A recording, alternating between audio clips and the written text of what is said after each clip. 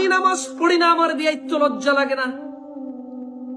হ্যাঁ, আমার বিয়াই নামাজ পড়ে না, কখনো তো বলে না একটা ইমাম পাঠায় দেন আমার নামাজ শিখান। আমার বিয়াই চায় কুরবানিতে আমি তার বাড়িতে গরু পাঠাই, ছাগল পাঠাই। আমার বিয়াই বেনামাজি, একবার তো বলে না আপনার এলাকার একজন ইমাম পাঠায় দেন, আমি বেনামাজি, আমার একটু নামাজ শিখাক। আমার লজ্জা নাই? আমি আমি আমি আমি বেনামাজি? আমি কাফের চাইতে খারাপ, মুশরিকের চাইতে খারাপ?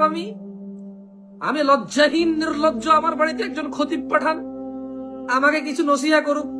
আপনার মেয়েকে আমার ছেলেকে বিয়ে করাইছি, আপনার ঠেকা পড়ছে আমার এই দিনহীনতা নিয়ে আমার বাড়িতে একটা ইমাম পাঠান, আপনার টাকা খরচ করে আমাকে একটু ইসলাম শিক্ষা দিক, আমাকে একটু দিন শিক্ষা দিক, আমাকে একটু আদব কায়দা শিক্ষা দিক।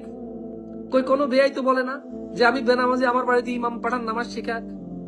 বলে যে সামনে কোরবানি, আমার বাড়িতে খাসি পাঠান, দুম্বা পাঠান, উট পাঠান, গরু পাঠান। জালেম নির্লজ্জ ফকির, জালেম নির্লজ্জ ফকির, ভিক্ষুকের চাইতে খারাপ। ভিক্ষুক বলে যে আল্লাহর ওয়াস্তে কিছু দেন, অসহায়ত্ব নিয়ে চায়।